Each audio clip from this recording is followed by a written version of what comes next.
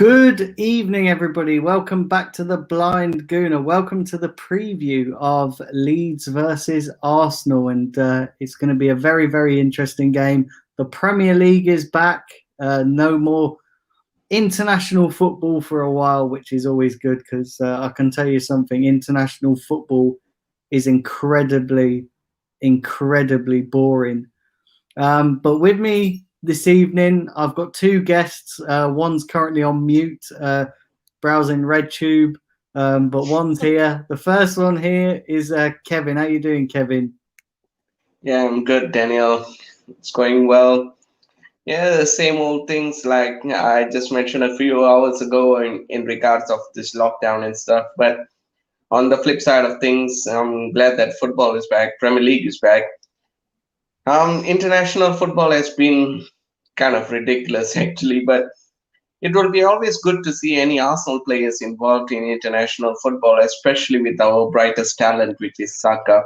So I was kind of engaged with international football just because of Saka playing, and I want to see his contribution in the international level, which was kind of outstanding as well, judging by his age and his first few games. But it was kind of nice as well. But let's not forget that the next international break is going to take place on March 2021, which is a very much of a relief right now. So we'll be having club level football up until for the next 4 or 5 months. 4 months, I would say December, January, February, March. So yeah, it's glad to have Arsenal back, and hopefully they don't disappoint us in club level. Yeah, definitely. Big up Bruce, big up Jonathan as well in the chat. Thanks very much for joining. But yeah, listen, it's going to be a very interesting game. I just want to remind you all as well to smash the like button as always. And I also want to just tell you about a couple of things that is coming up. First and foremost is that there's going to be a few watch-alongs this evening. The first one is going to be tomorrow, and it's going to be Man City Tottenham, which is I think is at 5:30 in the evening. Then on Sunday there's going to be two: Leeds Arsenal and Liverpool Leicester. And there could also potentially be the Man United West Brom game. I haven't decided whether I'm going to do that one yet, but that's a possibility. But definitely the Man City Spurs, definitely Leeds Arsenal, and definitely Liverpool Leicester. But yeah, listen, bringing you guys the content thick and fast this week. Also next week, it's going to be doing a show with Claude. And that's going to be starting. It's going to be it's going to be a weekly show. That's going to be at 3 p.m. I'm not entirely sure of the day yet, but when I know, I'll let you guys will be the first to know. But yeah, it's really looking forward to that. And Nitesh, are you there? Or are you still on mute? I think you're still on mute. He's still on mute, Daniel. He's still on mute. So Nitesh is still on mute. He's obviously still on RedTube. Yeah, he's obviously enjoying that time on RedTube. So yeah, Kevin, let's get into it then. And obviously Nitesh can jump in as and when he is ready. But yeah, let's get into it, Kevin. So, how you feeling about this game on Sunday? Because we've got a few injuries as well, haven't we? You know, Thomas Partey's out, El Neni's out. We know that I think Kolasinac is out as well. So yeah, we've got a few players out. So how are you feeling about this? I'm kind of optimistic with this game. I believe we still can get a win in this. The reason being is because the teams that we have played recently were all pretty much playing a very standard manner, which is actually hit us on the counter. On the other hand, Leeds United don't really play on the counter. They are much more organized in their playing methods, and they will just actually, this match, Leeds United will probably play into our hands, and that's our strength. At the same time, I'm kind of worried because we might also be playing into Leeds United's hands as well, because Bielsa Bielsa sets up his team to be actually, they're most likely to be pragmatic type of team. They are the ones that would actually goals. So I'm really hoping that Arteta would have like sought out his mind, made up his mind on the tactics on how to play, so that he doesn't put a lot of restrictions on his offensive players. Maybe he just had to go for it. He has to go for it, because if he's going to put on the handbrakes on these offensive players, it's going to be a very dull evening. But if he just let the players to be much more expressive and going forward, just to express themselves, just let them to do what they're good at, I think we can get a result. But I'm hoping that Arteta pulls off the handbrake and let our players to be expressive. And if our players are expressive, we can go for it. We can really hit them on the nail. But that's just my take on it. It's just going to be down to the manager how he sets up his teams on that day. But I Yeah, definitely. yeah just Big up. Hey, big I up just want to quick. Nitish. Yeah, big up Nitesh as well, who's joined. I also want to big up Taib in the chat. I also Big want up to big up Taib, Pool Master. Anish Thomas as well in the chat. He says he's not very confident, seeing the amount of injuries, and also big up Bertrand as well. So yeah, big up all you guys joining in the chat. Really appreciate that. And yeah, big up. Obviously, like Nitesh is off mute now. So Nitesh, what are your initial thoughts no, I about wanted the to game? I wanted to understand this. Last same season, when Arteta took over, he was doing the exact same things. He was still shouting from the sidelines. He was still giving instructions to most of his players. He was doing everything which is similar. Now, obviously, tactically, there have been a few changes, but I don't understand where does this logic come that Arteta is right now killing off the creativity of these players. And I have said this right through the debates yesterday. I think Yeah, these players are not committed enough because Arteta can't make them pass one ball to the other player or make a run. Arteta can't decide those things for them. Yes, he can keep telling them from the sidelines, keep it simple. Don't try something very stupid or special, over special that you're not capable of, which I've seen Zaka do a lot. But under Arteta, he stopped doing that to an extent. But obviously, he doesn't have the right or he doesn't control everything that the players do. Now, unless the players want themselves to be controlled by Arteta, that is a different thing. That is where we see Saka doesn't let anyone control. He's playing his yeah, freestyle of football, correct. and players like Aubameyang, Lacazette, and even Willian, everyone is looking for an excuse. Not just one player, but the entire front three. They're all looking for excuses. Now Pepe is suddenly coming out and saying that I want chances, I want to play. But is he good enough? That is another question. Maybe we'll find out on Sunday. To be fair, though, Arteta does set us up defensively. He set us up defensively this season. I do think he has. Bear with me 1 second, guys. I'm just going to close this door. I just want to Yes. say I think everything is now looking like a different setup. Even though if you see this is the same setup from last season, it's not changed that much. The problem is the front three are not getting the goals that they're supposed to get, and for some reason the players who are very committed to Arteta are not looking that committed anymore.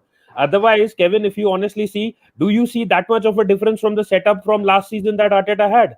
I don't. Um, do you think, Nitesh, when you come to that point, because last season when I saw the gameplay, what we did, it was, yeah, I agree to an extent whereby you say the setup is the same, but I don't think so. Arteta really gained a lot of control last season. I don't think so. He really controlled them to an extent whereby you guys don't attack and all this.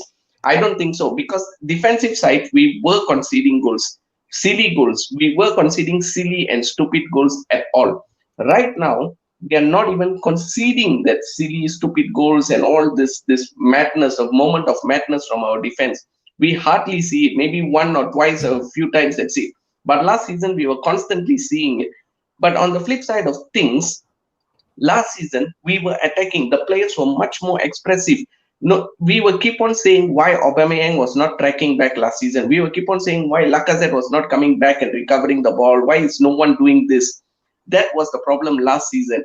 But why should the offensive players be coming back, tracking back, and recovering the ball? That's the midfielders' problem. The midfielders should be taking the ball from the defensive side and transitioning the ball towards the forward lines. But that's what we don't see this season at all. He's expecting all our offensive players to come in the midfield, collect the ball, and create chances for themselves, which I think that is really hindering the chances of our offensive players, and it's making all our offensive players like amateur, like amateur, because you don't see Jamie Vardy, Sergio Aguero, Gabriel Jesus, Sadio Mane, all these people, they don't really drift right into our own circle and get the ball.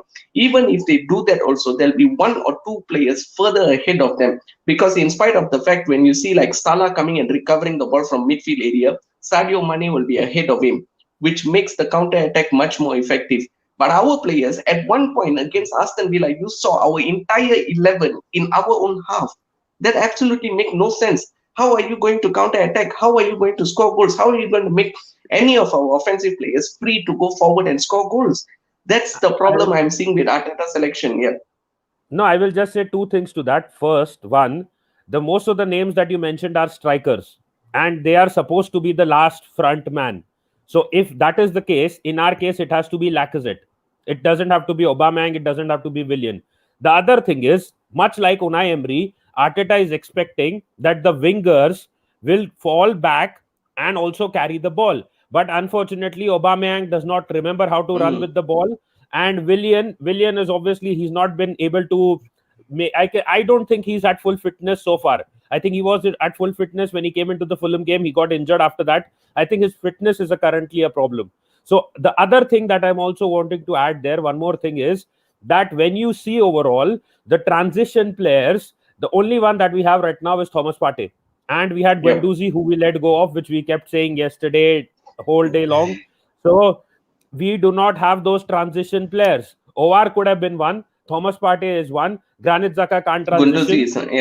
Guendouzi was one. Ceballos can't transition that much. Apart from that, El Neni can't do any of that. So the all thing is, sideways. Yeah. So maybe with Ceballos, there is a bit of hope, but he needs to put in performances like he put in against that Burnley team. If you remember, that is the kind of transition we need. That is the kind of transition we need at Arsenal. If he's not going to do that transition play, we will never create chances. And one more thing, just to add, is that our attackers are getting limited chances. They're getting 3 to 4 chances every game, or at least 5 chances every game to score, but they're taking none of them. That is another problem right now. They're not informed. None of them are. Yeah, I mean, listen, I just think Arteta is asking like our offensive players to come and try and get the ball from midfield when we need that midfield to do more. Do you know what I mean? We have listen, and we never saw this last season.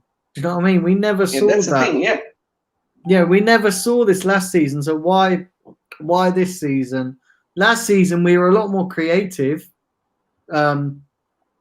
especially under the first period of Arteta. Under Unai Emery was a different story, but under Arteta we were a lot more creative and expansive going forward. So I don't quite understand why he's doing it now. It's kind of like he's setting us up not to concede. That's why I back Nitesh right now. That's why I back Nitesh right now. I back Nitesh. Sorry, Daniel. I back Nitesh in this point. Yesterday, he kept on rephrasing himself that he said that these players are letting him down. If you notice that every single manager had the same problem, it's a repetitive problem. They seem to perform. It's like a one-season wonder. One season they perform outstanding things, and when it comes like the second season syndrome, automatically all the players get held down. It's not the second Everybody's season. losing confidence. It's not the second season. It's the first season. Let's have it right. It's not the second season. Arteta's only been in the job since December, January. So I don't count that as a full season because last season was a hell of a lot of transition. And I kind of don't get. This is where do you know what I'm saying? I don't buy this whole second season thing. He hasn't had one season yet. This is the first season, and it's the players are to blame some of the time, But then you look at some of the players that have come in, and some of these players, okay, yes, you could say that a lot of these players were already here, but there's some players that have been here only a matter of 2 months and they're already doing it. So how can you say that it's always all the players? And it's a majority of them, it is, but it doesn't ring true with the first lot of. No, but Daniel, It doesn't ring true with these new yeah. players that have come in. No, You but can't say that they're not the same players. They're players that have come in. It's happening to players that are fresh into the club. no, I think Thomas Partey and Gabriel, the two players that have mainly come in, are looking the best of the lot. And if you see Willian, the problem with Willian is that he is. I'm telling you again, I don't think he's fully fit right now. I don't know now whether after that he has returned. And I get the feeling maybe even this Dubai trip could be something related to his fitness, because as we remember, Yeah. after the Fulham game, he played one more match and he got injured, and he had a very serious injury for Chelsea as well last season. So I think it could be something with respect to he. I don't think he's fully fit right now. But if again, the thing is we don't have time to experiment. That is another problem. But if Willian is not fully fit, I think then Pepe will have to come into the team. But if you see overall the new players that have come, which other two players? The other two players are Gabriel and Partey, and they are both playing well. They are not playing like they're not playing lazy football. Gabriel is winning man of the match awards after one after the other. So the thing is, it is these players who are not serious. And I am telling you one thing: the difference. Why you feel that it is very this formation is now defensive is because of the fact that your main goal scorer Aubameyang doesn't look anywhere near his form from last season. He's looking so weak. He's not even able to pass the ball, a simple pass like from left to right. If he has to pass the ball or left to center, he's not able to do the basics. So that is why you are feeling that our team is only defending, because when our team is in the final third, we lose the ball, we don't create anything, and then the opposition comes back trying to attack us. So that is why then everyone has to fall back, because they make a mistake, they give away the ball, and then everyone tries to make up for it. If we got one or two goals, quick goals in any game, because we were positive against Leicester as well, we were a bit positive against City as well. If we got a couple of quick goals initially, the entire body language would have been different. But then these players play like they're dejected, like they have lost everything. It's like they are 90-year-old people who are just about to just hold on, sorry. They're 90-year-old people who are just about to lay off in their coffins. That is the kind of mentality that I see from these players. Yeah, again, and I agree with you, Nitesh. Say that. Okay, let's say for a second that you're right. Isn't it then the manager's job? And I don't want to stay too long on this because we kind of touched on this last night, so I want to sort of get into the actual game against Leeds. But say you're right, yeah, and isn't it the manager's job that if things are going wrong, isn't it the manager's job to lift these players and to motivate these players? I'm sorry, but that's the manager's job to do that. It's all well and good blaming the players. And here's the thing, right? Yeah. Here's the thing. We know that a lot of these players are rubbish and inconsistent. We know that. But again, you have to look at some of the players that have come in and they're doing the same. Look at like guys like Kieran Tierney, who's absolutely got bags of ability, but he's underperforming. You have to you have to look at Arteta and say that he has put the handbrakes on this team. He has. I don't care what anybody says. It's clear to see that he has put the handbrake on this team. Listen. I'm sorry. I blaming the players for me is a cop out. It is an absolute cop out because we have got a squad. We have got the squad for a top 4 finish. I don't buy that. Yes, we have. Yes, we have. Yes, we have, Nitesh. No, Daniel, yes, we have. Hold on. Let me say this right, yeah. Yes, we have. And I'll tell you the reason why. We had a much worse squad under Unai Emery, and we finished 5th, 1 place off the top 4. And that was a shit squad compared to what Mikel Arteta has. He's got a far better squad now than what we had under Unai Emery. So I don't buy all this bollocks about, we haven't got the squad for top four. We have. We just don't have the experienced manager to get us there. 2 points. Simple as. 2 points. Daniel, you remember when you predicted where would Arsenal finish in this season in the table? I said 5th to 8th. You said somewhere 5th or 6th.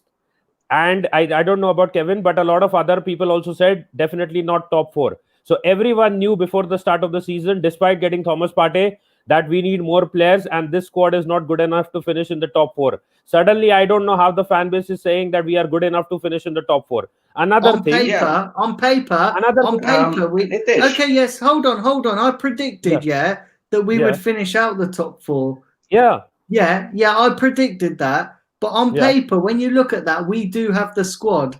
We do have the squad. When you look at that, we have the squad. Come on, Thomas Partey, right? Yeah, Gabriel. You look at Lacazette, Aubameyang. We have got the squad. Willian, we have got the squad to get into that top 4. Okay, Daniel. Actually, we have the squad to compete for top 4. We have the squad to compete for top 4. To finish in top 4 is another thing, but to compete for top 4, we have that ingredients. Now it's down to the manager to select the right players. The reason most of our players have the weak side mentality is because the existing current crop of failures that failed under various managers. Because you see, Kieran Tierney, he is a left back. Right now, he's playing left center back. Because of he's playing left center back, he can play one or few games in left center back, not all the time. If you put him all the time in left center back, he's going to flounder. And many teams will find out what his weaknesses are. And that's why Kieran Tierney is suffering right now. And same goes, all we ask of Mikel Arteta right now is to just trust the youngsters, the young players that he has. Use Maitland-Niles. Use Kieran Tierney in the right position. Use Gabriel.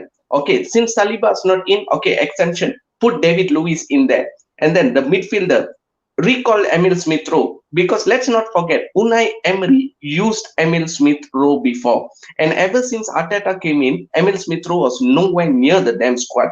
Unai Emery used him. Okay, used Smith-Rowe, use Joe Willock. Joe Willock isn't even getting a call-up into the squad at all, except for the Europa League.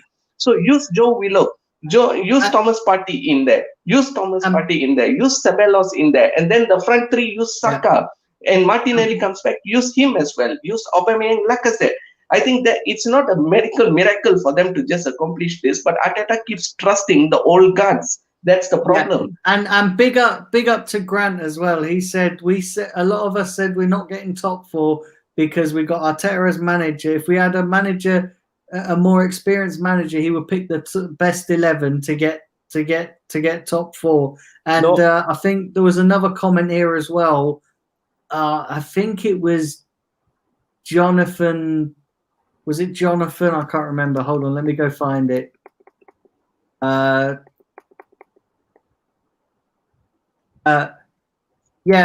Thomas said, I agree. We have a top 4 squad. Provided we play the right players in the right position and change strategy against each opponent. That is what Emery did, and how miserably he failed in the second season, we all know.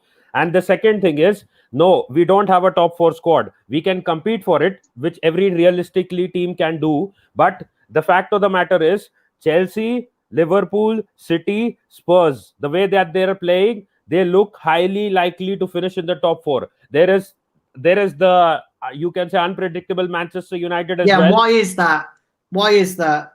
You're probably right, Nitesh, but why is that? Because we don't have an experienced manager. No, it's nothing to do about Arteta. Yes, it is. Yes, it is. Yes, it absolutely is. He's the guy picking the team. He's the guy picking the tactics. And if players aren't performing, simple as, right? If players aren't performing, you drop them. What you don't do is consistently playing these shit players, expecting them to eventually turn on the quality. No, you don't do that. Can you honestly tell me, right? Yeah, if Mourinho was playing a guy like Willian and he was underperforming for a month, do you think Yeah. he'd still be in the team? He would be bloody dropped, and another The player problem is brought not in. that. The problem It is is. we got It is. Pepe. We got Pepe as the backup, who's worse than Willian. That is the problem. No, he's not. No, he's He not. is. How can you say he's worse than Willian? He's got 2 goals and 2 assists. How the He fuck can played you say he's worse than Willian? because he played pathetic games. The only escape that he No, got were no, those come goals. on, Jesus Christ! He You was can only crap. beat what's in front of you. You can He only was beat what's in absolutely front of you. crap in the No, Europa League in both games he's still got 2 goals and 2 assists, which is more because than of a what weak Willian's opposition. done. Because Which of is a more weak than what, opposition. which is more than I what don't think so Willian of that. Because Pepe right now, the reason he's looking to average, if you were to look at his side on the defensive right back situation, is Hector Bellerin. Bellerin is not the best at defensive side. That's why Pepe is keep on going backwards to get that ball and to attack. And Bellerin is not making the forward runs for him to create space enough for him to have a shot. Pepe has to take 2 or 3 players at the same time, which is totally killing his confidence right now because he is not able to take 2 or 3 players. Let's not forget, we all saw what he did on his debut game, on his very first game. He spun around Van Dijk, took him, send him back to Southampton. If a player of that caliber can do that, we are not playing to Pepe's strength. We are keep on trusting Bellerin at the back of him to make that forward overlapping runs for him to create space. And Bellerin is failing to do that. We all understand that Pepe can perform better when he has Maitland Niles behind him. No, Because he doesn't pass the ball back. Go ahead. Go ahead. Sorry. He Maitland doesn't. Niles made. Yeah. Yeah, Go go ahead. on, Sorry. go on. Sorry. No, I was just saying he doesn't pass the ball back. I'll tell you this. If you have seen Pepe play, Bellerin does make the runs. Okay, he makes runs occasionally. I'm not saying he makes it all the time. But whenever he makes a run, Pepe overplays with the ball and Bellerin never gets the ball back. And that is why, if you have seen, after a few... Pepe's got more goals than Willian this season. Look at everybody in the He's got comments. 1 goal. Yeah, He's got 1 goal. Everybody's saying in this. Everybody's saying the same thing. And you know, Nitesh, you're right, but you have to give Pepe a chance. How can he consistently get better if you're not giving him a chance? Willian has been in the side long enough now to start performing, and he's not done it. So now give Pepe a chance, especially if he's scoring in the Europa League, and Willian's not doing nothing. Willian's doing next to nothing. No, again with the same thing, and the same thing with Lacazette. Absolutely, the same thing with Lacazette. But you would happily keep those guys in the team. You would happily. Do you know what? Right, for all you would happily keep those guys in the team. Your managerial tactics would be exactly the same as Arteta's, and I'm sorry, they would fail because that's what Arteta's doing, and they're failing. No, the same thing Kevin is saying, why Pepe is not able to create the chances because he has to fall back and get the ball. The same thing is happening with Aubameyang and Willian as well. So if you see, it is supposed to be the fullbacks that are supposed to carry the ball forward. But unfortunately, they are not doing it. That is why, again, I say it is the players who are not doing it. They're not doing their job. Bellerin is not doing his job. But the problem is, again, when you have seen Cedric play in the Europa League, he's worse. And again, I'm telling you, apart from those, who picks Bellerin week in, week out? Cedric is playing worse. He's playing worse than Bellerin. Okay, why do we have to start Cedric then? Go for Maitland Niles. Why don't we start with Maitland Niles? Exactly, Maitland Niles. Thank you very much. Exactly, Maitland Niles. What and put Maitland Niles at right back. He can do a job there. He's played there, left back and right back. He's played left back and right back because right now our team is attacking everything on the left. So practically all our opposing team are practically blocking our resources on the on the left hand side right now. Whenever you see a match right now, Pepe or Willian on the right hand side, they look lonely up there. They look lonely because no one is giving them the ball up there. They are practically isolated. All our attack is so predictable, is so concentrated on the left hand side, which makes every opposing team easy to defend against us. The reason being is because all our attack is coming through Saka, is coming through Tierney, is coming through Oba. That three. And all three of them are playing in a synchronized line of the left-hand side. I think that's the main problem. If we can get a balance on the right-hand side, Because let's not forget, all our attack and all our goals are being considered on the right hand side, because the teams are cutting through on the right hand side, because they know Bellerin is not the proper player. Maitland Niles has all the attributes to be a right back, but he doesn't want Yeah. to play that. Okay, granted. But right now he has to take the chance, and he's admittedly said that he will take the chance. He will play wherever the manager asks him to play. So why don't we give Maitland Niles? He can get more minutes in the England setup than Arsenal Football Club, which makes no sense. Cedric And never even played in international level. He's No, he hardly played for featured for the Portugal. international. and, Yeah, he's and hardly played this season. I'm not saying as well that it's all Arteta's fault. I'm just saying that he's getting a lot of decisions wrong at the moment, and he needs to start getting a lot of decisions right. And I just think blaming the players is a cop out. I honestly do. I think they're both responsible. Arteta and the players. They're both responsible.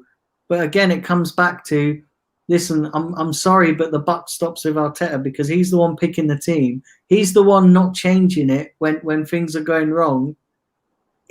I'm sorry, there's no getting away from that. There really isn't. You know, Aston Villa, right? Yeah, is a case in point. Take the game against Aston Villa, right? He said he wasn't happy with it from the first minute onwards, and he said that in his post-match press conference, right? Well, then why didn't you change it? Why didn't you change tactics, or why didn't you try something different? Instead, you just stuck with the same formation, the same thing that clearly wasn't working. Why didn't you fix it up then? It's no good moaning and bitching after the game, saying that you weren't happy with it, when you just sat there doing nothing in 90 minutes to try and change the situation. Because remember as well, we were only 1-0 down at half time. So he could have changed it then. He could have tried a new approach, but he didn't. No, And see, that's down to him. trust me, the problem at halftime was that Thomas Partey went off injured. If he wouldn't have gone off injured, and see, once Thomas Partey went off injured in the second half, the fight died. The fight Doesn't literally matter. died there. Doesn't It matter. did. It doesn't matter. It doesn't matter, Nitesh. It did matter. We won. No, it doesn't. We won the FA Cup. We beat Man City. We beat Chelsea, and Thomas Partey wasn't even in the side. So just because Thomas Partey goes off injured, it's a cop out. Again, it's a cop out. It doesn't matter. Doesn't No, matter. that is what I'm trying to tell you.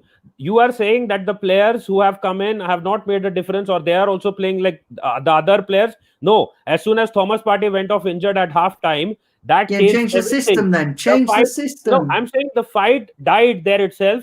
None of the players in the current squad were even interested in giving a fight to Aston Villa, and they got tamed. That is what happened. Change the system. Change the system. You change the system. You don't leave it. You change it. He brought in a substitute, expecting that player to obviously fit in and do something. But again, as I'm telling you, you must understand, Nitesh. Even in the substitute, I will fully question Mikel Arteta on his substitutes as well. When is the earliest has he done his substitute? Every substitute seems to happen after the 70th minute. What can a player do in the last 20 minutes when you're 3-0 or 1? Yeah, I understand during that match, up until 70 minutes, we were 1-0 down. I totally get that. But don't you have that when you know you lost a player in the caliber of Thomas Partey, that means you must make the changes earlier. You must make the changes earlier so that the team can just like get used to it, and then the halftime, and then they maybe just like go on, give a few attacks and all this. On the 70th minute, when the team is now absorbing all the pressure and everything, you are expecting the player that you just brought on not to attack, not to create chances, but to sit back and defend. What is a player going to do? That is what happened. I'm seeing most of Mikel Arteta, because when I saw this, if this was Unai Emery, I remember Unai Emery every time whenever he was 1-0 or 2-1 down, at halftime, he hook off a few players. He will make immediate changes. That's one thing I like from Unai Emery. He changed them right directly in halftime, and that second half, immediately the team just responds differently. We every time seem to be behind. You got no idea how many times we were behind at halftime and we win games behind Unai Emery, and we call it luck. Yes, I agree. In a certain degree, it's luck. but at the same time, you must have the balls to make the changes at halftime, call out your players, make the necessary changes, and take the games by the scruff of the neck in the second half. I'm not seeing this with Mikel Arteta this season. Sorry. Because again, I'm saying, see, halftime he made the change. He brought on Dani Ceballos, and he got on Pepe on the 65th minute, which is like not too late. It's not too late. 25 minutes is not too late. And one more thing, as you yourself said, that when the team is leading 1-0, Aston Villa was leading 1-0. Arsenal was always in the game if we created something and got a goal. You know how we concede the goal? You remember last season's the Spurs game? We were leading 1-0. Then we tried to attack, and our very own superb Kolasinac committed a superb mistake and gave them a free goal. Then what happened is it was still 1-1, no problem. Then in the second half, we tried to go for the winner. We tried to go and make it 2-1. We tried to go to get the winning goal. Or our fullbacks pushed forward, our attackers pushed forward. Everyone tried to push forward to score a goal, and that is when they got us again. But we did not concede at that point. But eventually, if you remember that Harry Kane chance where he turned around Mustafi and almost scored, those were the kind of chances that they got when we started attacking for a second goal. Eventually, they got chances when we were trying to push for the winning goal. So again, in the game against Aston Villa, we were trailing 1-0. As soon as the likes of Pepe have come on, we have tried to push forward for an equalizer, which is correct. And that is when we have tried to push forward. Yes, we did try to push forward. No, we did. No, we did. No, we didn't. We created net. Aubameyang didn't even have one shot on goal in that game. How can you say we tried to push forward? How can you say we tried to push forward? No, you are saying that Willian being replaced in the 65th minute when Arsenal is trailing 1-0 and replaced by Pepe is not a try to actually get an equalizer? It is. Yeah, but we didn't really create nothing. So that is what the manager can't tell the players that you need to create. Yes, he can. Why are you so reluctant on not questioning Arteta? No, I'm not saying you are because you're just saying you're reluctant on questioning him and you're reluctant on questioning his decision. So I am saying when he brought on Pepe for Willian in the 65th minute, I have always said he makes late substitutes, but 65 is not late. It is because he already too late. So we're already 2-0 down. We were 1-0 down at that point. No, we weren't. We were 2-0 down. The goal happened at 70th minute, Daniel, 71st minute, yeah, and then the third goal on the 73rd minute. So practically in 2 minutes, yeah. But they had about 2 minutes. Pepe should have been on at half time. Pepe should have been on to make a real difference. Pepe should have been on at half time. No, we already brought on Dani Ceballos to replace Thomas Partey, who is expected to be a more creative and a more attacking player. So he made that change at halftime because he was forced into it. And when the game was still 1-0 and we were not out of the game by any stretch of imagination, he brought on Pepe to replace Willian. And I think immediately he brought on Eddie as well to replace Eddie in the 65th minute. Yeah, Eddie to replace Lacazette. So I do not question the substitutes in that particular game. But now what has happened is after Pepe has come on, the team has pushed forward, or they have tried to push forward, and they have conceded a second and third goal within 5 minutes, within 2 to 3 minutes, actually, not even 5 minutes. So what is the solution? Yeah. That is the problem. When they're trying to attack, they forget that they have to defend as well. Pepe, again, people may say that Pepe is better than Willian, but I am saying this again. Willian is spending a lot of time because he has to track back. He's not actually playing like a winger. He's actually playing right now like a wing back. But Pepe does not do that. Because Arteta's told them to do that. That's down to the manager, Nitesh. And at the same time, if you want to go all out attack, you got two strikers there. Okay. Yeah. Mikel Arteta is looking at Aubameyang as a left winger. Okay. Like Daniel mentioned a few minutes ago, he said change the tactics. You're going right now with 4-3-3. Okay. Since you're using two wingers, why don't you slowly transition the game into a 4-4-2? Make it into a 4-4-2. Look it as like at least like play two up front. Play Oba and Laka together because you're going for it. But what we do at the same time, we remove our striker. We are not even pushing Aubameyang as a center forward. We are bringing Eddie up front. Let me ask you one thing, Nitish. What does Eddie offer up front that Oba cannot offer up front? What does Eddie offer? What is Eddie doing better up front than Aubameyang? What is he doing better? I don't like Eddie, but the only reason he has brought him on in that game is because to have an additional pressing player. He tries to push forward and press. That is what Eddie does. And he's not going to score a lot of goals, but he has scored some crucial goals in last season as well in the Premier League. Yeah. So he is trying to press forward and push forward and get that burst of energy into the team. Now, if you see what other options that he had on the bench, one was Zaka, David Luiz, Ainsley was there, and Runnerson. So out of the four, if you are saying the only one that you guys will probably push for will be that Ainsley should have been brought on. But then again, he wanted to attack. So the substitutes that he has made, getting in Eddie, getting in Pepe, getting in Ceballos, which he was forced on, Ceballos won first. He has made the attacking options. He has brought in the attacking options. What more can the manager do when he is showing his intent? He's getting on the players, and he didn't do it too late. Because 65, again, I'm saying it's not too late, and we were only 1-0 down. The problem with Emery was at times. Nitesh, it's not just one game. It's not just one give me the game. It's example of every game this season. Yeah. Every game this season, we have played crap. Now I know we got the win against Sheffield. I know we got the win against West Ham. I know we got the win against United. Listen, take the United game out because that's a slightly different kettle of fish. Because away from home, that was a good, it was a decent performance. I don't even see that as a good performance, Daniel. We only have one shot on target by Thomas Partey. No. But the only reason I say it was a better performance. It was because a good defensive display. Yeah. And don't forget, you have to look at the context. Is that we were away from home. Now, listen, it wasn't the overhyped, brilliant result that everybody made it out to be. I'm not saying that at all, but I'm just saying in the context of, you have to look at it. We'd not won at Old Trafford for 14 years. And, we finally broke that. It was more of a psychological, it was more like of a breaking a psychological thing, getting that win.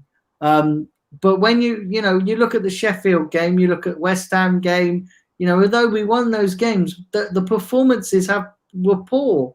You have to say that. I'm sorry that, even though we won, and this is a problem with our fan base, is a lot of these wins paper over the cracks and people don't see things for what they are. Do you know what I mean? And the performances have not been great. Even up at Man City, Liverpool, again, the performances were not great. Defensively, you could probably argue that they're okay, but again, that comes down to Arteta. I'm sorry, they all come down. It comes down to Arteta's tactics. See, the thing is, whether it is Arteta, whether it was Emery, whether it was Wenger during his final years, we were not the team that we were before. And no matter, again, I'm saying this, no matter who the manager is, even Freddie, anyone, even a club legend, you get Henry, you get the most experienced manager. The way this team, the squad plays right now, you're not going to get anything apart from maybe a scrappy win. Maybe at the most, I disagree. On a great day, you get the maximum. I disagree. No, you will maximum get a 2-0 win. 2-0 win. No, I disagree. Maximum, which will be a rarity. I disagree. If we had a more experienced manager, we will probably do better than what we're doing. We had a more experienced manager than Arteta. We had Emery. He didn't do anything. But Emery had issues. Emery had issues with language barrier and communication. Yeah, that was his biggest mistake. And if you were to notice that, Nitesh, Lacazette won Player of the Season voted by Arsenal fans under Emery. Aubameyang was a Golden Boot winner under Emery. Yeah. All this was happening under Unai Emery. How can these two players that were so pivotal in goal scoring form just drop overnight? It just doesn't make sense. Because they took away the feeder. You know the answer to that. They took away Ramsey, the feeder, the player who was feeding them. And we don't have a creative midfielder now. The only creative midfielder that we have is Dani Ceballos. And he's not good enough. And we got Mesut Ozil. He's not even in the squad. He wasn't even there in the squad for Emery most of the time.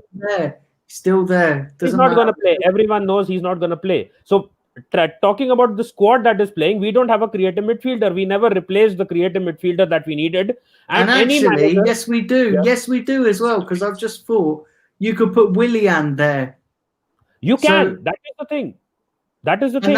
that's down to Arteta. That's down to Arteta.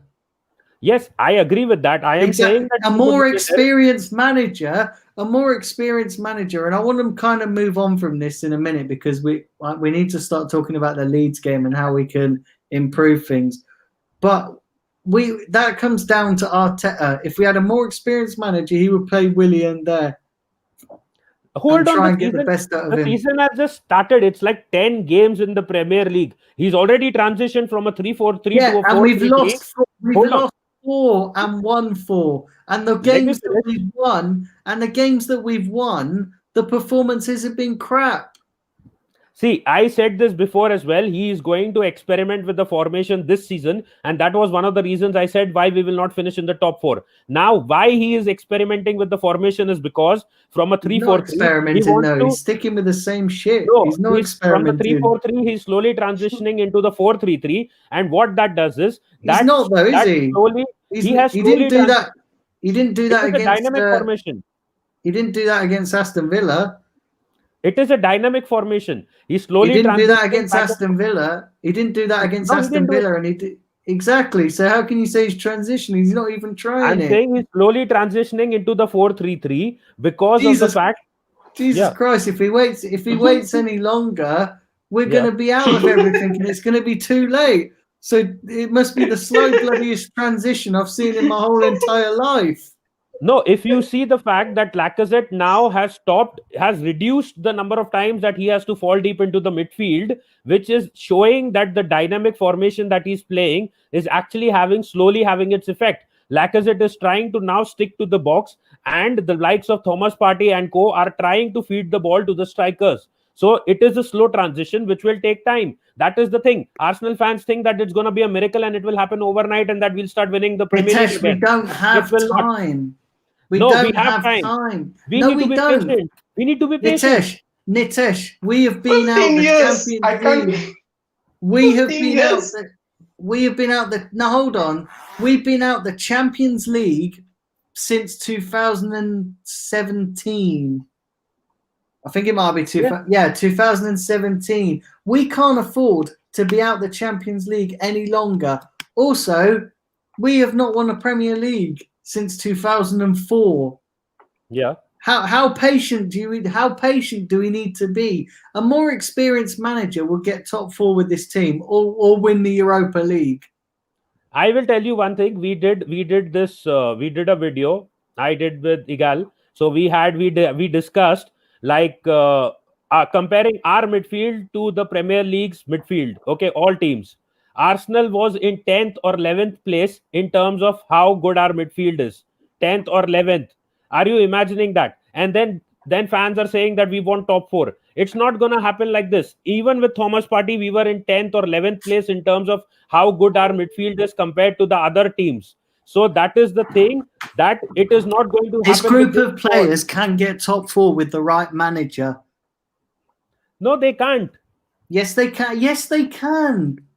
Jesus Christ. Yes, they can. Yes, they can. The reason Arteta is here in the first place, the reason Unai Emery was here in the first place was because no top manager wanted to come to Arsenal and take the job. Otherwise, there would have been a top manager. Yeah, that's down to the board not giving them insurances. And you're saying that this group of players, right? Yeah, you're saying that this group of players isn't good enough for top 4. How come we almost got it with Emery? How come we got to the Europa League final? See, at that point of time, we had lesser voids in midfield. We had a creative midfielder. We had a ball-carrying midfielder who could transition. We had Lucas Torreira as a backup, who's a very good defensive midfielder. Unfortunately, he could not fit into the Premier League style, and he was not suitable. We had a crap team. We had a crap team. We did not have an overall crap team. We had lesser voids. Right now, there is no creative midfielder at all. When you don't have there is. We got Willian. You can put Willian there. You could even put Pepe there. We've got Ceballos. If they are played there, that is not their natural position. If they are played there, Willian can play there. Willian used to play there for Chelsea. He used to play there occasionally for Chelsea and done a bloody good job. start on the wing, but he used to carry the ball, which he has not done yet. That is the problem. He's not because he's too. right now. Arteta set him up to be too defensive. No, he's not done anything He as such overall. he has. Willian He has has. Willian has not. I'm still saying it. Willian has still now not been able to play as a proper winger. He's somewhere caught in between, playing the wing back role and trying to push forward in between. But he is no chance. Even Aubameyang, I'll tell you why. Why you people say that why Aubameyang is struggling right now, because more than doing his attacking side of things, he loses the ball there because there is no link up between Aubameyang, Lacazette, and Willian right now. All three are not in form. They're not playing well, so they lose the ball, and then they have to track back and chase it in order to get the ball back. And then when they get the ball, they can't carry it forward again. That is But another yet problem. they consistently get in the team. That makes no sense. Because there is no backup. Eddie Nketiah is yes, trash. there. Oh, yes, there is. Yes, there is. Oh, come on. Yes, there is. Who is the backup? Yes, Tell there me. is. Martinelli Okay. is injured. Yeah, you could try. Like I said, it only takes a couple of changes. You could move Aubameyang to the centre. You could drop Lacazette. You could listen. Aubameyang is a natural goal scorer. He is a born goal scorer, and if he gets half the chances that Lacazette gets, he will bury him. Yeah. He will bury him. He wouldn't get those you could chances. drop Lacazette. You could put Pepe on the left. Yeah, Pepe on the left. Okay. You could put Nelson. You could bring Reece Nelson on. Let's say you could put Joe Willock. You could put Joe Willock. There are options. You could even try Saka in that number 10 role. If you could even try him Saka there. loves to drift in the middle. So yes, I think Saka as a number 10, we love to There use is no that. number 10. And change the formation then. Change the formation. Okay, right. Say you're obsessed with sticking with Lacazette, right? Yeah. Then change to a 4-4-2 so that he's there. With him and Aubameyang are more. Probably the link up will be better in a 4-4-2.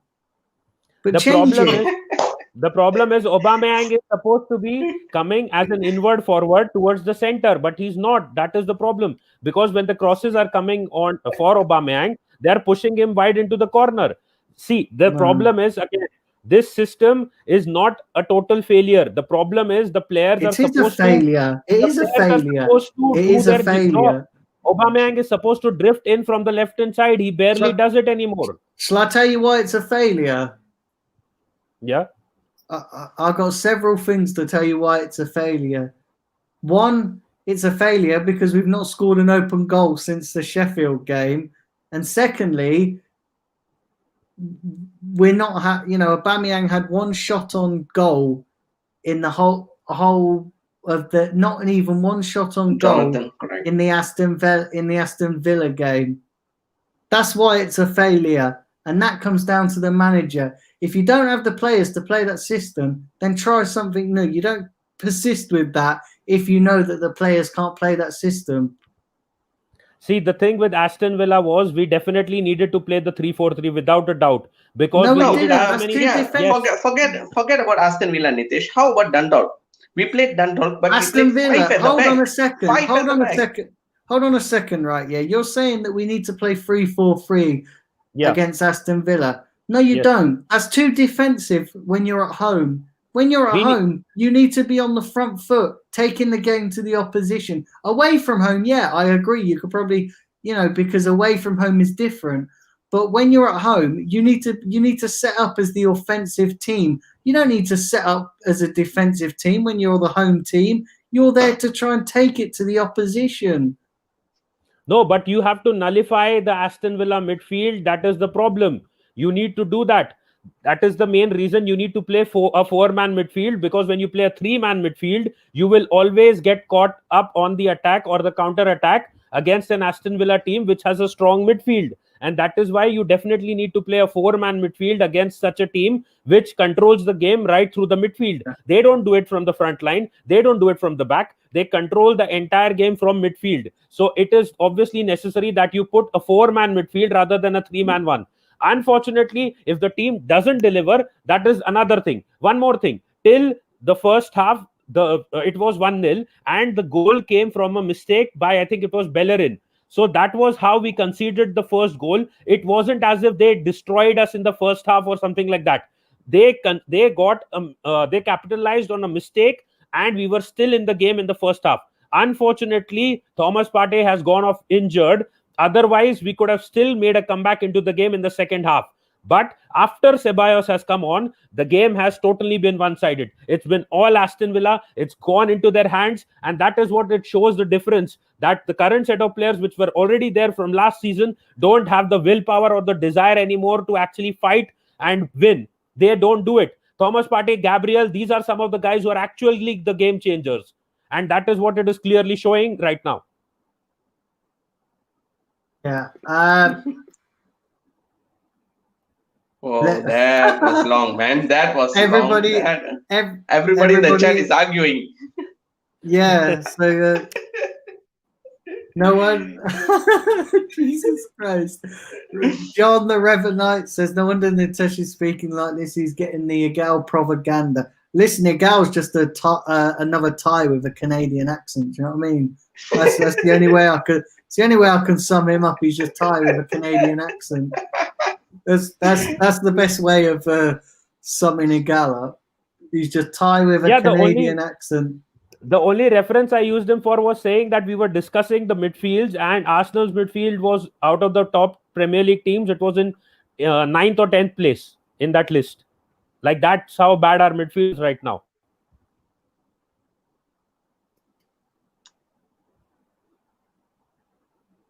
Okay, yeah, quick question, guys. Our front three. Taib, sorry, I just want to read this out because the guys have put it in. Yeah, no problem. Taib says Arteta should know his best 11 by now. What's the point in being an assistant for Pep if you've not learned anything? He knows his best 11. He's playing his best 11. That is the thing. Now, how good the best 11 plays, that is a different thing. Again, I'm saying this. He's expecting Aubameyang to drift in from the left and play like an inward forward. Unfortunately, Aubameyang is being pushed too much to the far on the left, like he becomes a winger. He's not supposed to be actually playing as a winger. He's supposed to be playing as an inward forward, but he's not able to. Okay, Nitesh, you just said that he has his best 11.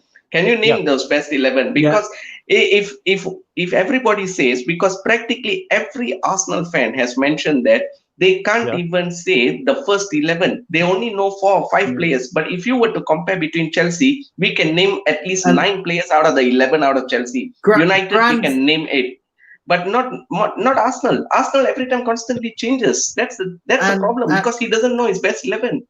And Grant says if Arteta was the coach that he was hyped up to be, he would be able to improve these players and coach them. Jonathan, get better out of them.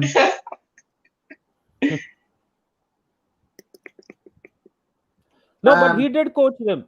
That last season, everyone was so happy with the way that he coached them. He coached the defense to perform better. The likes of Mustaqfi were looking like superhumans, and he did coach them. So that is totally incorrect that Arteta does not know how to coach them. The problem, again, I'm saying is, it happened to Emery, it's happening to Arteta. Without a creative midfielder, there is only a limitation how much the attack will create. And right now is the phase. I said this before as well. What will happen to this team when Aubameyang stops scoring? And this is the phase where Aubameyang has stopped scoring.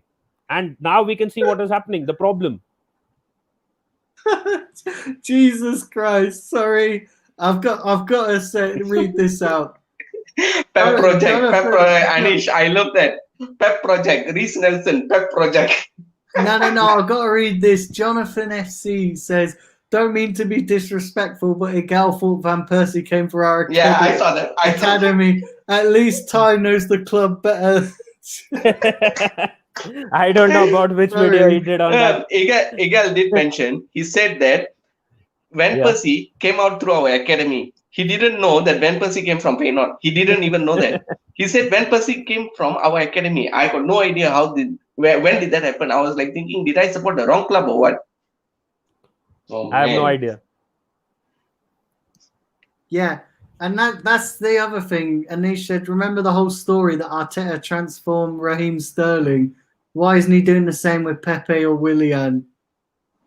Come on, the fans have forgotten what he did last season. Last season, everyone was like, damn, what a transformation. Our defense looks like a great defense.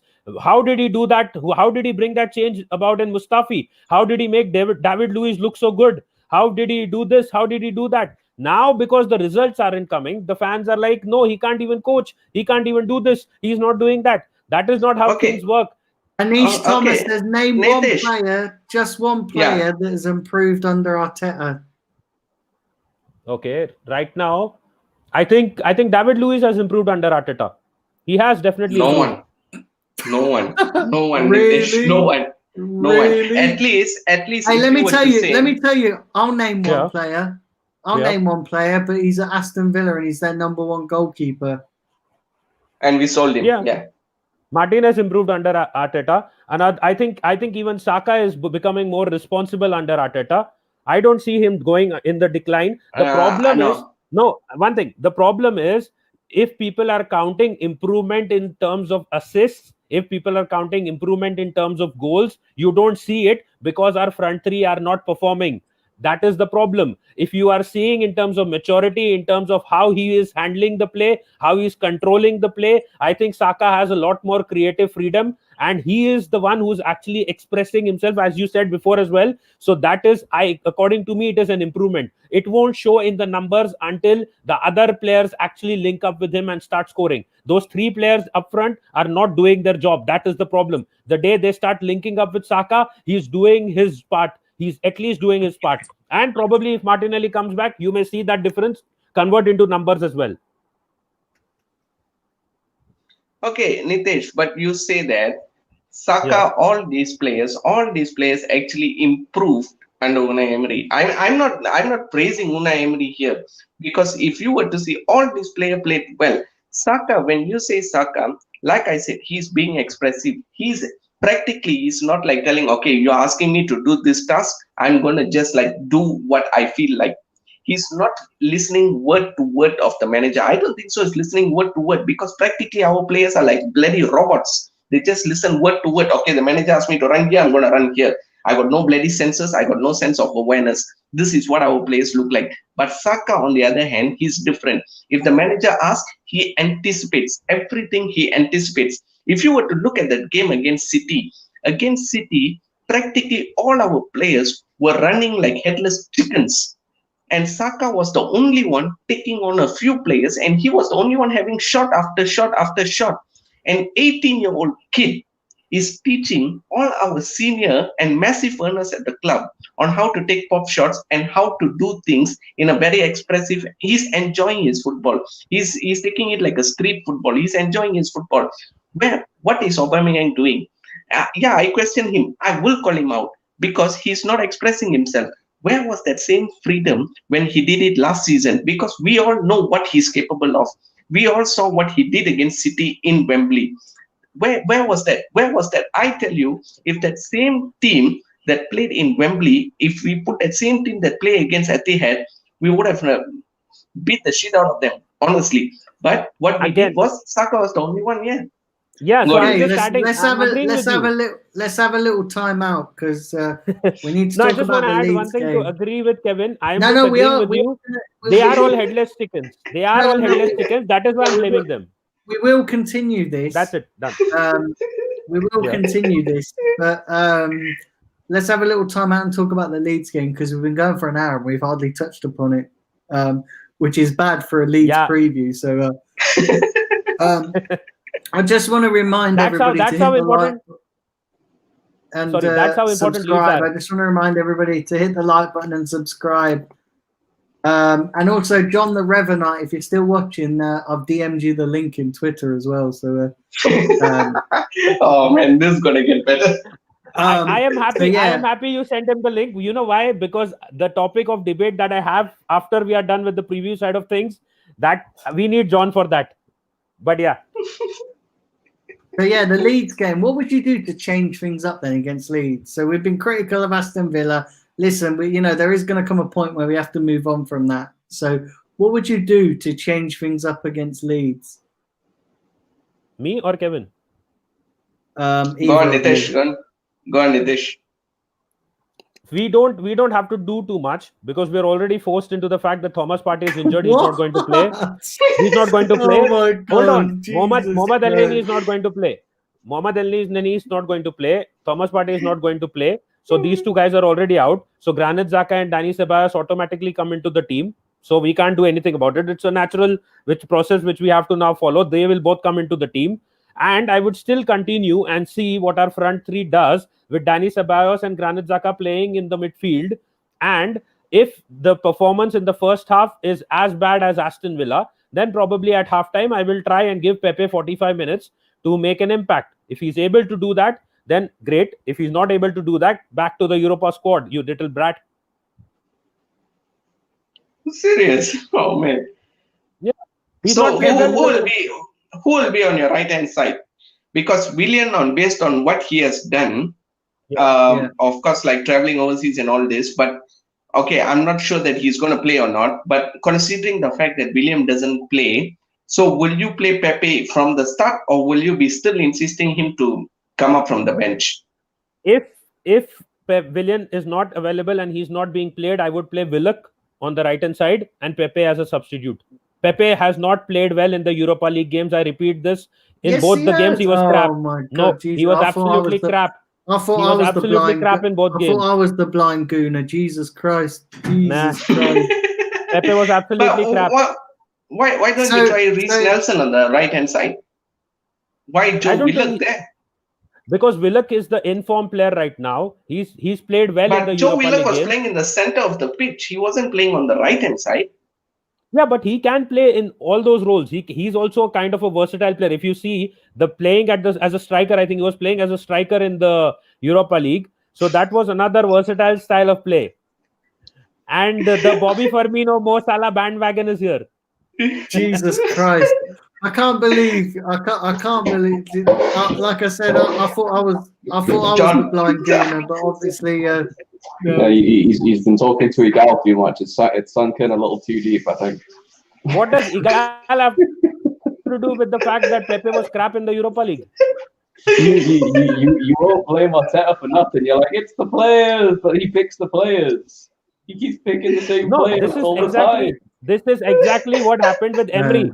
It's deja vu all over again. It happened with exactly the same thing happened with Emery in his second season. It's again happening that's with why he Arteta. finished fifth. So we can see That's a why he pattern. finished. Second why he season. finished That fifth. is why he got And hang sacked. on, and Emery played Torreira as a number 10. Come on, Trust the that's process. why it all went to Because- pot under Emery, because he played Torreira as a number 10. That's like taking a Bamiyang and say, "There you go, you can go in goal today." Do you know what I mean? Jesus Christ! No. You've got to say I that said this Emery once. picked the right players more often than Arteta did. He just had made some awful decisions at some times, like the Palace game. He just switched for no reason. It's like these are just brain farts that cost him. And he brought in Ozil and went against his word as well. So there were key decisions in the season that went against him later. But Arteta just makes these baffling decisions constantly, dropping people in form and just playing people even though they're just not performing at all. It makes no sense. But we can't criticize Arteta today on this show, apparently. Lord Arteta.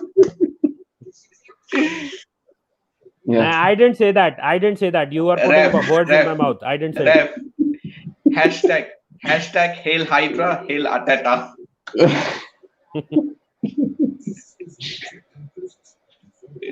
Oh man, Nitesh, I think many of the people in the chat are so interested to know why you said Willock on the right wing. Practically everybody's slaughtering you. See, the thing is, again, like Aubameyang is playing as an Big inward. up Tubbs ND as well. Big up Colonel Ward.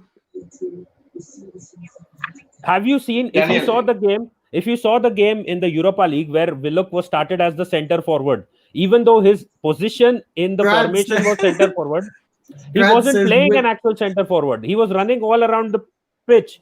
So if his starting position is right wing. Grant says Willock a right winger. He's not even a winger.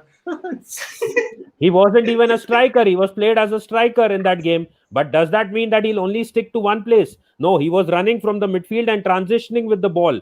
That is what we want. We want someone to run with the ball from back to forward and create chances for Lacazette and Aubameyang. Colonel's just put, and this is how I don't understand you, Nitesh, as well. Colonel's just put, you might as well bring Mertesacker and play him as a striker out of retirement and play him as a striker. See, most of the Arsenal fan base wanted Emery gone long before they could not even figure it out. And now I said at that point of time, there's no point sacking Emery. Let's keep him because he's doing something right. And this fan base was absolutely bonkers about Emery. Right, he playing Torreira as a number 10.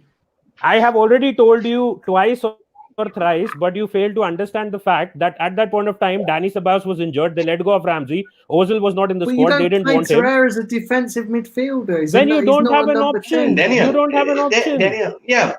Daniel, apart from that, apart from playing Torreira at the number 10, I don't think so. He did. I don't think so. He made any other mistake because Mikel Arteta is doing every single mistake that every manager can do. Emery only did Torreira as a number 10. That's his only mistake. I don't think so. Tubbs ND said somebody's playing too much FIFA. when Willock was played as the number 10 last season, when Willock was played, he was absolutely crap. The Arsenal fan base wanted him gone. They wanted him out on loan. And he was not playing well. It is a fact. So at that point of time, Emery decided that Willock is not doing what he's supposed to do. I need to try something different. So he did an experiment because Danny Ceballos was injured for 4 months. He put in Torreira, who had scored some goals in his first season against Spurs, against Aston Villa, or he was playing well, pushing forward, and that is what he tried, but it did not work out. Yeah, the reason Torreira was played as a number 10 also, I totally can understand. It was not literally a number 10 actually, because he's a defensive midfielder. He wins the ball back. So the reason he was played further above as a number 10, the reason being was for him to win the ball forward and to pass to the wingers. That was the main reason why he was playing as a number 10, which we all know. A certain number 10 cannot do that because he cannot win the ball above the pitch. That was the main reason. At least Emery tried something, but Arteta doesn't try that thing. That's the problem we are questioning. Arteta doesn't try anything different. That's the problem. You were talking earlier about Aubameyang and Pepe having to run back, but that's Arteta's fault. He's coaching them to do that. Why do you think you guys scored more last season? Can I just say as well, thanks for joining, Tubbs and D. Listen, I know it's 4 a.m. in the Philippines, so thanks for tuning in, and no worries, mate. It's 4 a.m. here, mate. No worries. You're not alone. You're on the same time zone probably as the Philippines, right? You're probably on the same time zone. I just want to say as well, guys, while you're all here, don't forget tomorrow I'll be doing a watch along of the Man City Spurs game, and then possibly the Man United West Brom game, but I haven't decided yet. And then Sunday, Leeds Arsenal, obviously, and then I'll be doing also the Liverpool Leicester game as well. So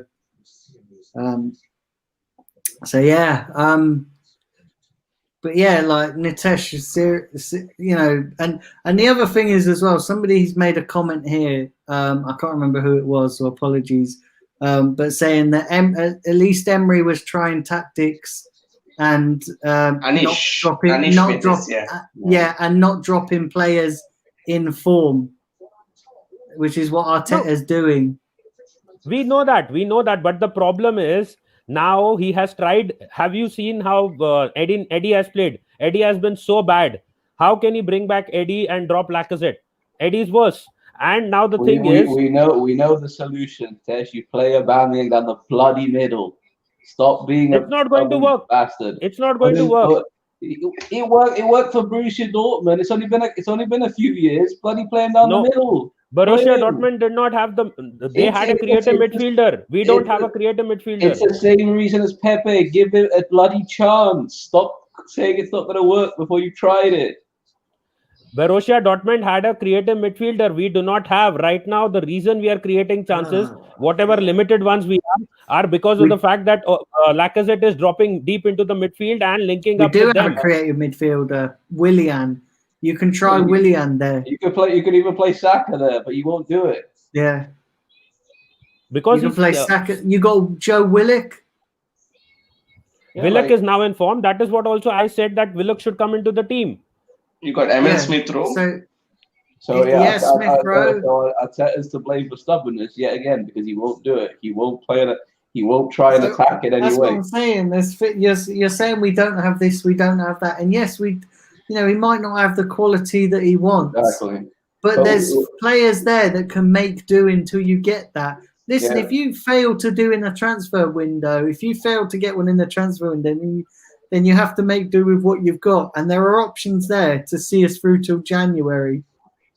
Yeah, I would And agree stop with that. shoehorning Aubameyang out on this left-hand side to bring this useless waste of space Lacazette into the team, who consistently performs crap week in, week out. Lack of threat.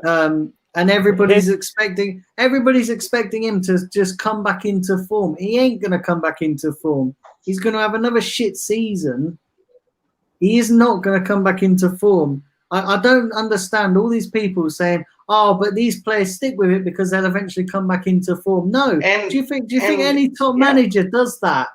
A manager Yeah. changes things, and John, a top manager will change the system, change the tactics, change the players. You don't just stick with it if it's going wrong. So let me if you're going by that logic, so if you're employed by a business, right, yeah, and you consistently perform crap, do you think you're Eddie, he did worse, and he brought back Lacazette in again. He brought him back because he realized that Eddie is not good enough. He brought back Okay. Lacazette. Yeah. Balogun is 10 times better than Eddie. Why Balogun isn't given a chance? And everybody keep bragging on about creativity. Liverpool don't have a creative output in their midfield at all. They are all workhorses. And most of their creativity comes down from the wingers also. Yeah. But everybody, Fullbacks, we keep on saying about the fullbacks as well. Yes, of course, at least our stronghold is on the left-hand side. Why don't we use our left-hand side as well also to create the strength? Well, but Kevin, it's because he wants to play him as a left centre back instead of actually playing him in his position. That's why. That's a problem. That's what I said last night. That's And what I who said last who is night. it down? It's Mikel Arteta's fault. That's the thing. That's the thing. We keep on complaining because he is not using the players at the best position available. All these players. Tierney looks horrible because he can play the odd 1 or 2 games as a left-sided centre back. He can't do this throughout the season. You're forcing the player to do. And there were people creating trolls out of Tierney on the match against Aston Villa on how he was giving that pose or something like that. Look what Tierney, how has Tierney fallen from grace, because we all know what he's capable of. He's not even able to come into the wing side and just give in proper cross like what Trent Alexander-Arnold and Robertson is doing. He's not even able to do that now. He's stuck at the back. And we are depending on a 32-year-old Willian to give crosses. And that guy can't even hit a bloody barn door as well. So why? You've got to think about it as well. If he keeps playing him centre back, he's going to stop doing what he was good at, and he's going to start practicing new skills to be a centre back, and then you're going to lose the good parts about Tierney, and then he's just going to become somewhere in the middle, which is what you don't need. So yeah, exactly. That's the thing. How many left-sided midfielders, defenders we got? We got Pablo Mari as well. We got Saliba. Saliba, I think, is a left-sided as well. Saliba is also a left. Saliba is right-sided. Sorry. Right. And you've got also now Gabriel there. So how many left-sided defenders do you need? Centre back do you need? It makes no sense. That's the thing. I think Murray is now returning to full fitness as well. So when Murray comes in, I wanted to see Tierney in his natural position as a left. I think he'll come back. I think Murray will come back for the Leeds game. He could come back for the Leeds game. I don't think so. If he's just back in training, Arteta is never going to be that thing to throw him right in. He'll be too cautious. Martinelli could come back. Martinelli's due to come back in 2 weeks, but we probably won't see him till February because Arteta's being too cautious with him. Do you know what I mean? It's a joke, mate. The thing with Arteta, and do you know what's worrying as well with Arteta is that he's becoming too predictable. And that, listen, like I said, and I'll reiterate this as well, is that I'm not Arteta out. A lot of you are going to sit there and think, okay, you probably want him out. I don't. I just want him to make better decisions and to take more risks. He's being too cautious, and it comes down to it. And I said it comes down to lack of experience. Arteta reminds me of a young player, you know, that's got potential but not the experience, and a little bit rough around the edges. And that's what Arteta reminds me of. And he just needs to make better decisions. He needs to make better decisions. Two of the reasons why he couldn't play a back four in recent times was because all our centre backs were injured. Now that they are slowly coming back to fitness, he has more options. With respect to one more thing, that Tierney was also himself not fully fit. He got injured twice or thrice, if you have seen, while he was playing, and he had that cramp, and he used to go off almost every game once he got injured in training. So again, as a precaution as well, he has been played as a left centre back position where we have Saka playing down the wings. But unfortunately, the problem with Saka right now is he stopped defending. If you have seen, he only focuses on the creative side and attacking side of things. But like when he was playing last season, where he used to do both, he has stopped defending. And one more thing, some of the people in the chat are saying bring back Emil Smith Rowe into the team. He's a creative midfielder. The guy even hasn't played a single Premier League game. So hold your horses.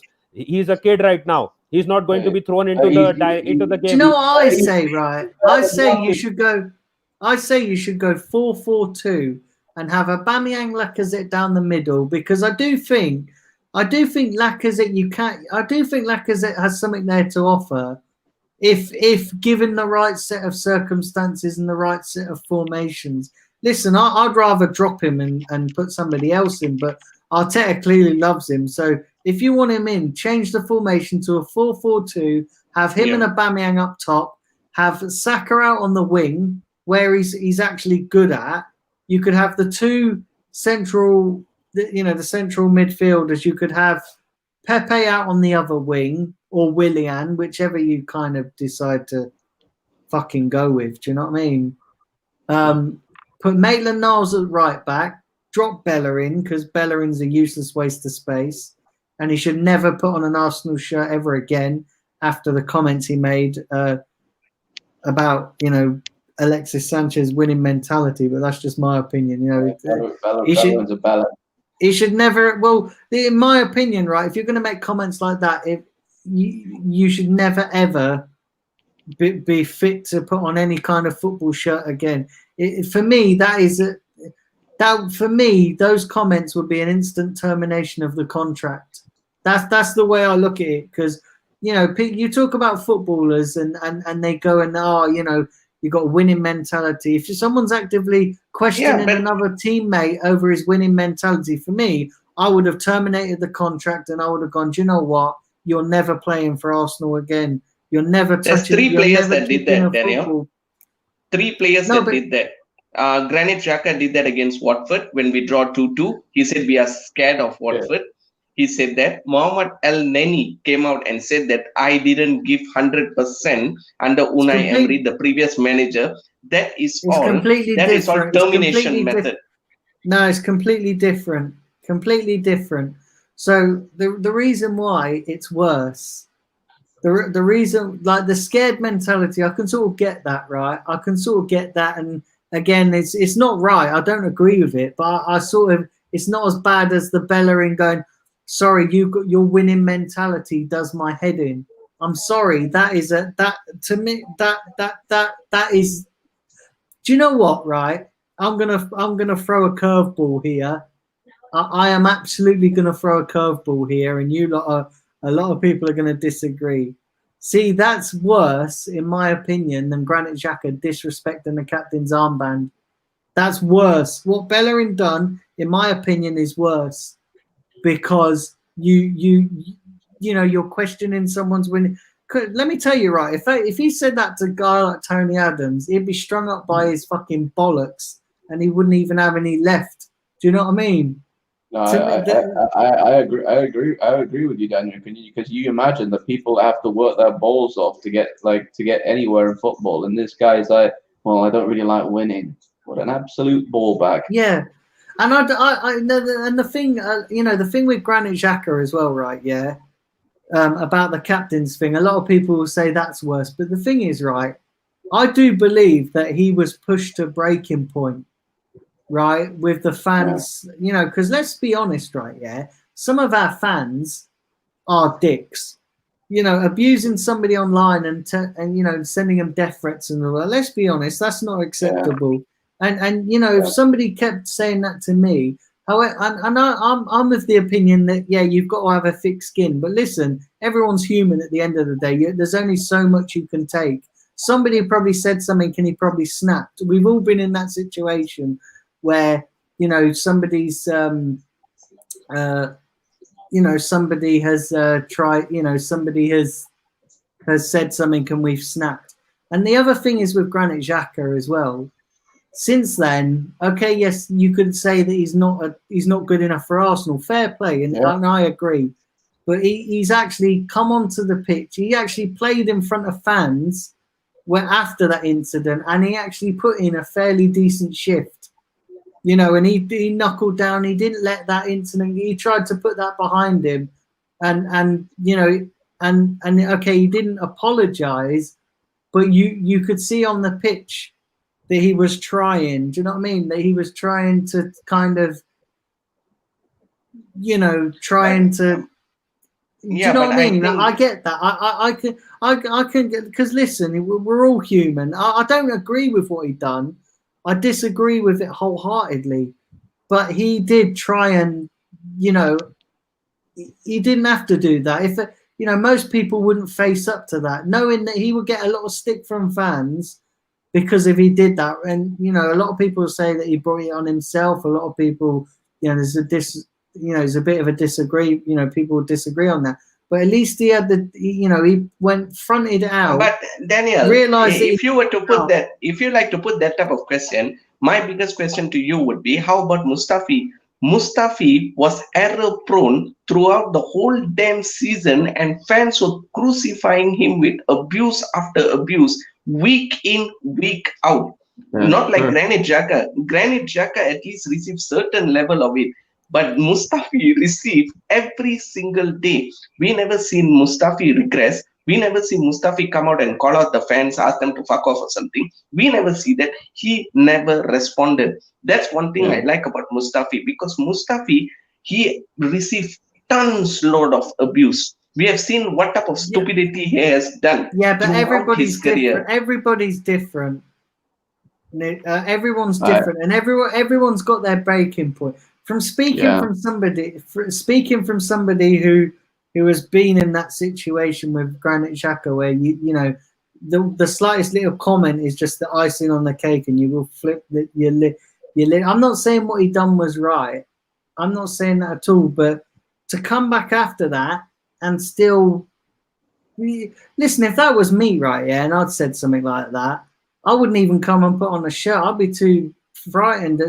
And listen, let's be honest as well. Yeah, not everybody can deal with social media trolls. Look, not everybody can deal with that. Then not don't everyone have can one. deal with Don't open your bloody social media. Keep it closed. Why are you engaging into I see both your points. I think another point about this is like if I think it's down to the manager, and this maybe comes down to Emery not having the greatest communication, because he should know that Xhaka is a what's the word?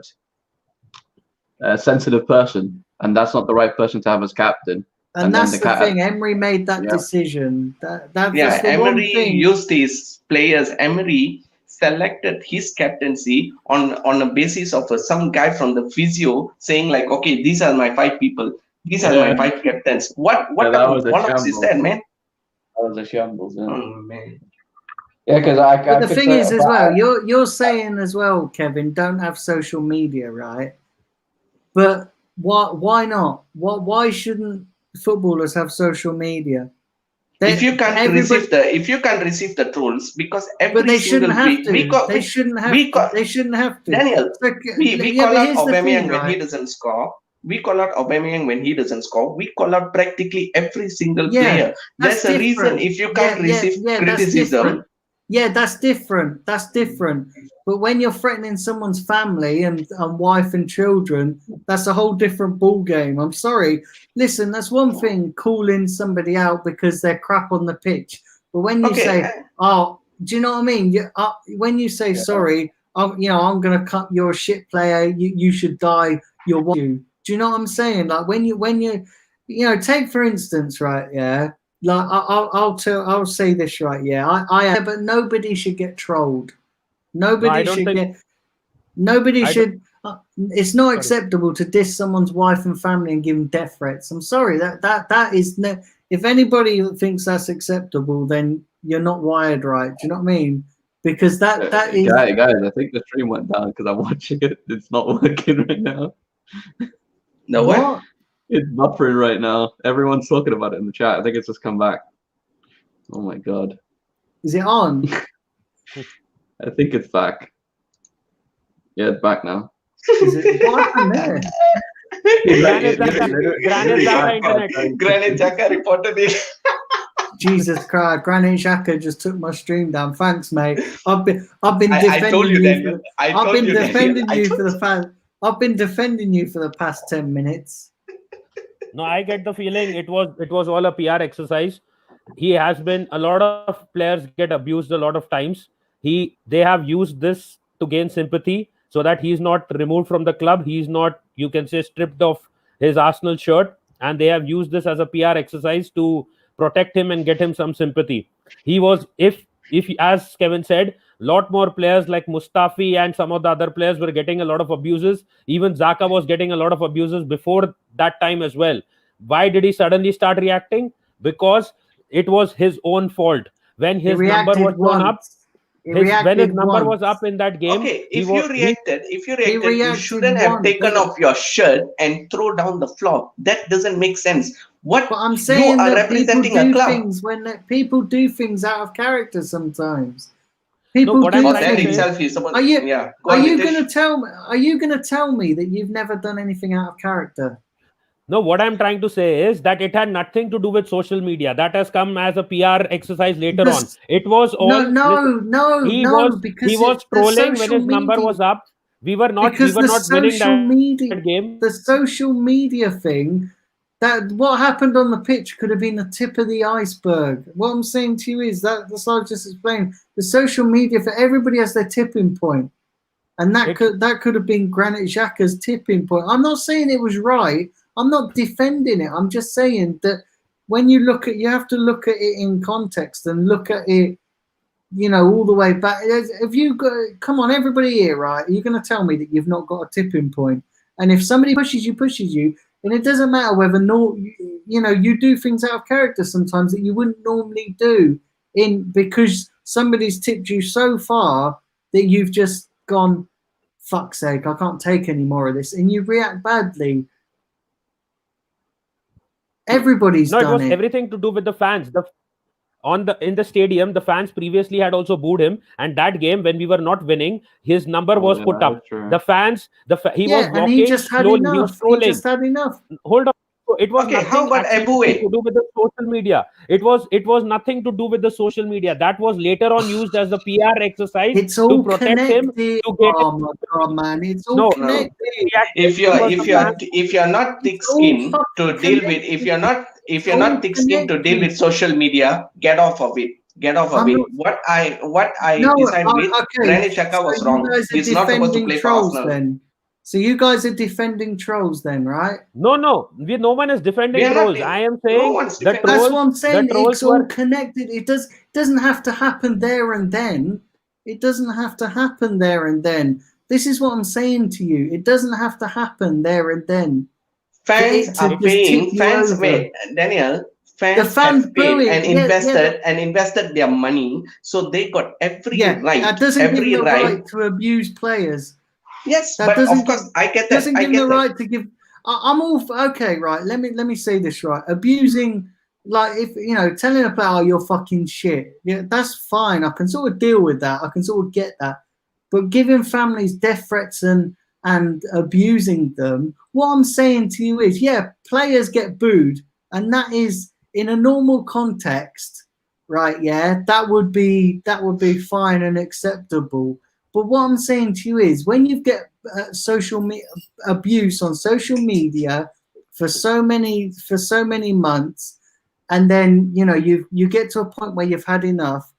Even if you fight, normally you can handle booing. If somebody boos you, and you could just snap and just think, fuck's sake, I've had enough. I've dealt months with social media trolls, and then now you're booing me. When normally somebody boos you, you wouldn't get offended at that. Do you see what I'm saying? It's all linked.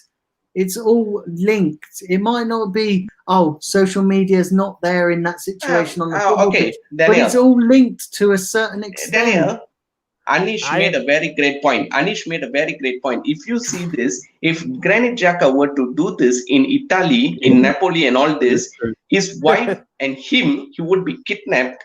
I don't know what they'll be demanding a bloody ransom money out of him, That's the thing. Yeah, it goes to a very extreme level. It's down to players. I've seen in Napoli, they were calling out a player. They were creating a huge flag calling out, you play like shit. They literally put out a 20-30 foot banner in the stadium calling this player, Janik or someone, I'm not really sure who's the player. They called him out in a 30 foot banner, 30 foot banner. They did that inside the stadium when the player was there, and the player wasn't even destroyed. I'm not saying right. No, in normal circumstances, you should have thick skin enough to deal with that. But come on, let me tell you, if you're in that footballer's position, and say you were that footballer, and you played for a club where your fans should back you, but you're getting abuse, you're getting dog's abuse, right? Yeah. And I'm not talking about, you're shit, because players should be able to deal with that, because that's just part of football, part of banter. But what I mean by abuse, real abuse, is getting, abused by their, saying, I'm going to come and kill your wife, or I'm going to come and. I've seen some of the stuff that was sent to Xhaka, and it was people going, I'm going to come and do this to your wife. I'm going to do that to your wife. I'm going to come and do this to your kids because you're shit. Do you know what I mean? That's disgusting. That is, I'm sorry, that's not defendable. You can't defend that. Nobody can defend that. No, what I was trying and then let me add this right in. So you get that, and then you get fans booing you. Now they might not be the same fans that are giving you the abuse. They might just be ordinary football fans booing a player off. But to that person, when you face that abuse, that booing will be the tipping of the iceberg when you get that. All I'm saying is that you have to think about the stuff that led up to that. Now, yes, okay, you can say that this stuff, was brought to, because it out of the PR stunt. But maybe, if the fans hadn't have booed him, he wouldn't have been tipped over, and he wouldn't have had to say what was been going on. Do you know what I'm saying? You have to look at it like that. Not everything is a PR stunt. Not everybody's Mesut Ozil. No. What are we gonna do? Bring out the small violin for him? Come on! People have said loads of footballers get stick. He shouldn't have done that. End of story. I don't care what he's got. Yeah, exactly. Exactly. The thing is, I disagree. I disagree. Nobody has. I disagree. Nobody should get. Nobody. It's not acceptable in any football. I'm not just talking about Granit Xhaka. For any footballer to have their families abused, I'm sorry, that's not acceptable, and it's wrong. But that doesn't justify his action. That doesn't justify his action. I just said he shouldn't have done that. Simple as. Just don't do it. Everybody's different. Everybody's different. No, he reacted to the booing. He's a captain. He should think about where he is. I'm sorry. I don't care if you have a lower bar of what's going to send you over your limit. You're the captain. Think about where you are, and that's the end of the story. He reacted to the fans booing him when he was trolling, when he should have been running off because he's the captain. And then the PR team has tried to save his ass and save his Arsenal career by sending out a message first, and then justifying the fact that because of the social media hate he was getting, he has reacted. If it was really Xhaka handling all the things and everything, then probably he would have been the one sending out the message, not his PR team. This is just how you fix the person's image when he fucks up. and he fucked up on the pitch. That is Yeah, what he did fuck because up. they I'm were not booing saying him. he didn't fuck up. I'm just saying that it's not all as cut and dry as I'm just saying that it is not. You know, he should never have been made captain in the first place. He should never have been put in that position. And he shouldn't have reacted. But I'm just saying it's not acceptable for him to get that level of abuse. I think, You did know, he, okay, did it's all he well and apologize? good. One Did thing, he apologize? it's all That's well the and biggest good. question. Did he apologize? Yes, I agree. He get the abuse. No, Okay, but I understand. That's he a wrong turned thing. up and played. He turned up and played. That doesn't justify that he he turned up. apologized. I don't accept that. Sorry. I don't really accept that. He turned up and played. That doesn't make sense at all, Daniel. To me, he should never wear an Arsenal shirt. If he did the same thing for What? Switzerland, Because they would have fans thrown were him out. abusing him. I'm sorry that because fans were abusing him. Because he called us fuckers. Yeah, he disrespected the armband. He called us fuckers. What the fuck was that? So he should never ever play for the club again. Yeah, but here's the thing, right? Yeah, if somebody was slagging off your missus and kids, would you call? I'll call them fuckers. I'll call them. You might not. That's be, a the dumb people in the PR exercise. No, the people in the stands might not have been the people that done it, but do you know what I'm saying? Like, if somebody disrespects my family, I'm sorry, you don't put up with that.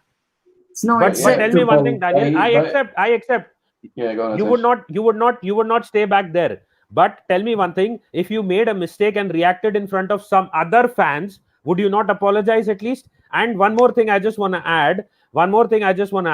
That with respect to this, as I'm saying, it is just an exercise to save his reputation. Because if someone actually gives you a threat or threatens your family, you will first probably report it or get them arrested. Whether you are a football player, whether you are a normal person, that is the actual thing that you do. If someone is giving you death threats, or it's if hard they are to saying, prove. It's hard to prove though. No, Come that's on, that's the cop's job. many celebrities have reported Twitter trolls and stuff, and look how it hard. Listen, let me tell you, you can't really go by that. You report it to Twitter. Some people get banned. Some people don't get banned. Come on, Twitter's more inconsistent. Twitter's awful. Yeah, Twitter's more inconsistent. It's a wild platform. Twitter's more inconsistent. Yeah. I'm saying only about the ones who are actually giving you a death threat or your family.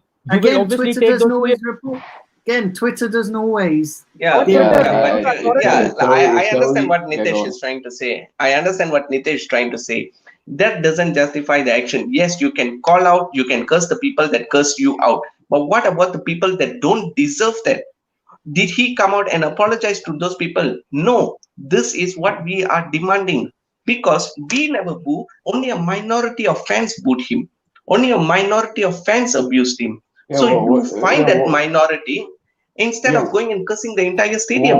That doesn't make sense. It was on TV. What about all the people watching and weren't booing him? How about we as Arsenal fans? I'm in Malaysia. I see. It's like kind of hurting to me. I'm watching you. I'm backing the team, and you're calling me an asshole. Like, what the fuck is that about? So it makes no sense. All I'm saying is everybody's got their tipping point. I'm not saying what he did was right, but I'm just saying everybody's got their tipping point. And some people do things, some people do things, just without thinking. Do you know what I mean? Like some people do things without thinking when you hit your tipping point. You are trying to play devil's advocate here. Probably Igal will call you tonight. Okay. He should have apologized. If that was me and I was in his shoes, the first thing I would have done is I would have said, listen, I'm sorry, I shouldn't have reacted the way I did, but this is why I've done it.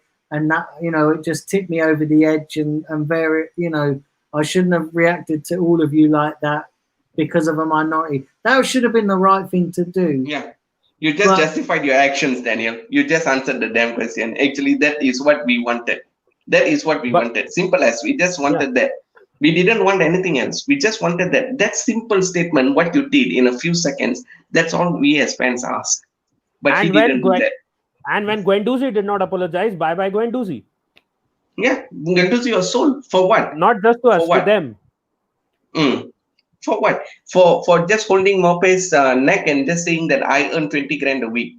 That's it. He did that. He never come out and say to the fans, "Fuckers, listen, Yeah, but I that's won completely 20,000." different with That's completely different with Guendouzi, because I agree. Guendouzi was just being a cocky, immature person. And Granit Xhaka was a prick. That I had to get that in. Moment. And I no, and I read Bellerin's statement. I don't think there was too much wrong in it. I just read his statement. I read the official one. He said that Sanchez always wanted to win. Sometimes he was trying to push us very hard, and some of the players, including me, did not like it. So I've seen the statement. It wasn't that bad as it may have been shown How out can to you be. defend that, Nitesh? Come on. Some Sanchez of the always players were trying to fight with a lot of You're playing for players. Arsenal Football Club. You've got to be pushed hard. No, I'm Jesus not. He didn't complain about that. He was saying that Sanchez was obsessed with winning. That is the thing that he said. So he was not be considerate with respect to anything else. Like, you have to be a bit more mature than just be obsessed with winning. That is what he said in that interview. No, why? Why? You play for Arsenal Football Club. You've got to be obsessed with winning.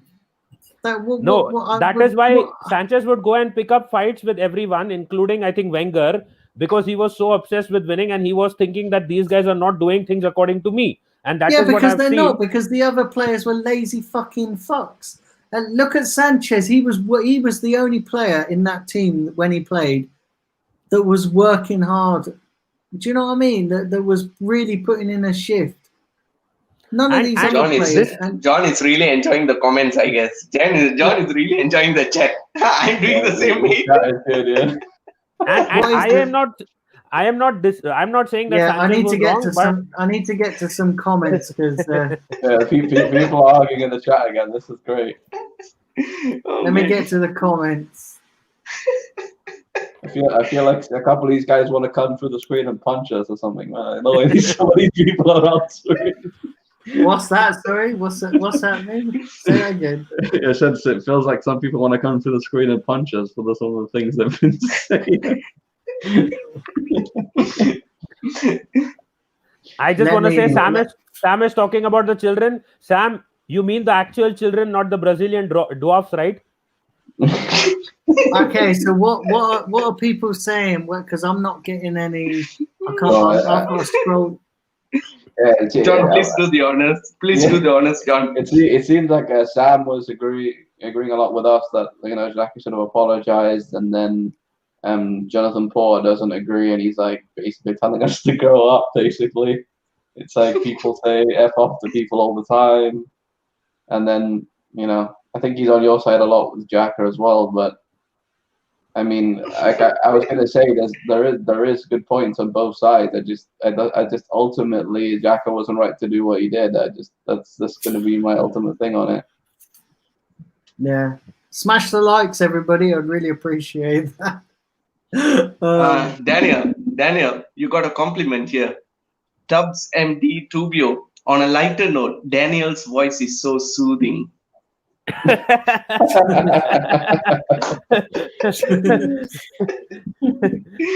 Wow. The British middle-aged porn. British middle-aged. Hey, I'm not middle-aged. I'm flipping 30, you bastard. Jesus Christ. I was going to say that there's probably something else from Suzanne a lot. Jesus Christ.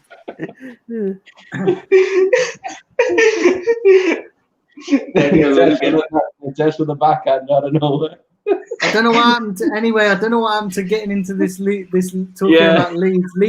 Leeds got lost like Madeline McCann. Do you know what I mean? Jesus Christ! I think we're nearly 2 hours in. I haven't even said the word Leeds.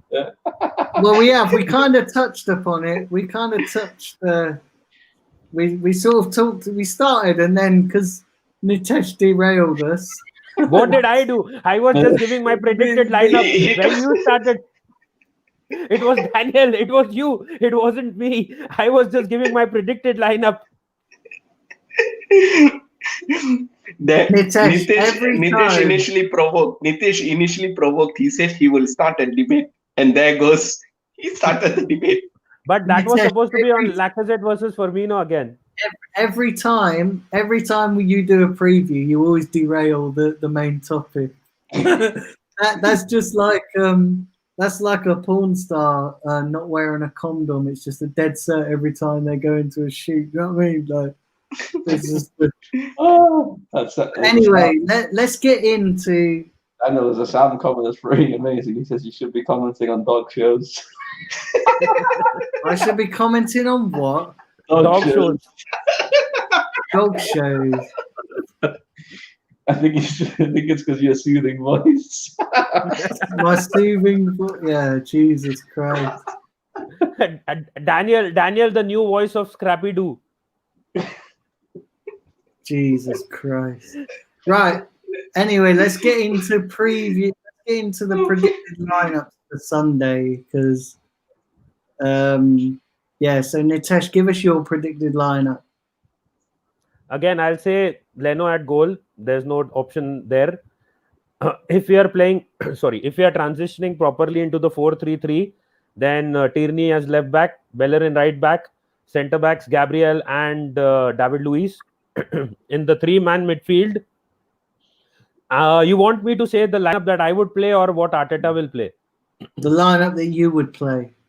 Okay, then the 3-man midfield, it would be, if Willian is there, Willian, Xhaka and Ceballos. And hold on, 4-3-3. Okay, I would not play Ceballos. I would play Willian, Saka and Xhaka. And in the front three, I would play the same. I would, but instead of, because Willian is coming in midfield, I would play Pepe, Lacazette and Aubameyang. Yeah. Okay. Okay, so I'll go into my lineup next, and then we'll go into Kevin's because my battery on my headphones is dying as well, so got to rattle through this. So yeah, my lineup would be Leno in goal, Maitland-Niles at right back, Gabriel, David Luiz, centre backs with Tierney left back. The three in midfield would be for me Xhaka, Willock, and Ceballos. The front three would be either Pepe, Aubameyang, and Willian. So Pepe on the left, Aubameyang down the middle, and Willian, or Saka on the left, Aubameyang in the middle, and Pepe on the right. And that would be my lineup. Kevin, what about you? Yeah, I'd go with Leno as usual, goalkeeper. And then on the left back, I'd go for Kieran Tierney. And then centre back, I would go for David Luiz and Gabriel. Right back, I would switch up to Maitland-Niles because I don't want to see that Bellerin horror show again. So I'm going to put Granit Xhaka, Joe Willock, and Ceballos in the midfield. I would go on the left winger forward side is going to be Saka. Center forward is going to be Oba. Right winger is going to be Pepe. That's my lineup. Okay.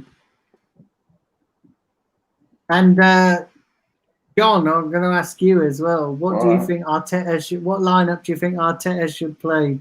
Yeah, I'm gonna go for a bit of a wild lineup because I don't care what Arteta wants to do, so I'm gonna go for my own lineup. So I'm gonna go with a 4-2-2-2 formation. And I would go Leno in goal, same back four as you guys have picked. Gabriel, David Luiz, Tierney, Easy Maitland-Niles. As you have no other midfielders, I would pick Jack and Ceballos as the two in front. I would pick Saka and Willock as the two in front of that. And then this is a bit of a curveball, I would play Aubameyang and Pepe up front. Okay. Because I believe Pepe's played striker before, so when he first played at Lille. So yeah, he has played. Yeah, he has played. He can play those. He can make those runs with the ball being played over the top for him. Yeah. He can make those runs. But that is I imagine if you're gonna play Aubameyang up front, you might as well play Pepe and play to both their strengths if they're both good at running in behind. Yeah, both of them. Yeah. Yeah, it will be machine gun versus machine gun. Leeds also set up the same way. Okay, I like how Sam just put it into the comments. John formation.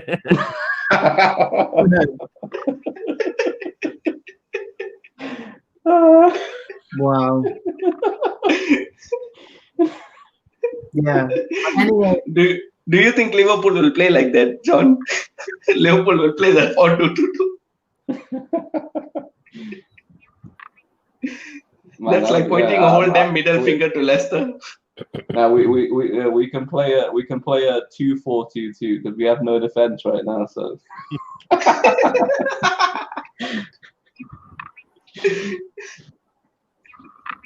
but you don't even have midfielders.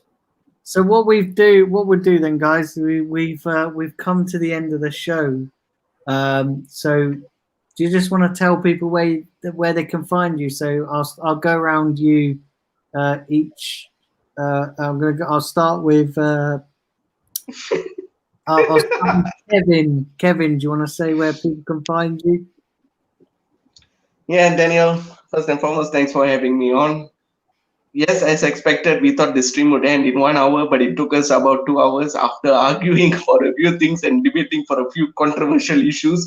We hardly spoke about Leeds United and we hardly spoke about the formation, but it was great to have the guys back on track. And yeah, thanks for having me on, Daniel, once again. It was nice to have Nitesh, John, and yourself. As you guys know, you can find me in Kevin Mark 434 in Twitter. That's my Twitter handle. And of course, you can find me in Daniel's channel, in Nitish's channel, and also in Simpy's channel because I'll be constantly in those 3 channels. And do check out on Daniel's watch along tomorrow, as he will mention in a while. And that's the way it is. So big up you guys in the chat as well. Hope you guys are all doing well. And that's all from my end, right? Yeah, Nitesh, do you just want to tell everybody where they can find you? Yeah, guys, and thank you so much for having me on again. And it's always good to have those debates.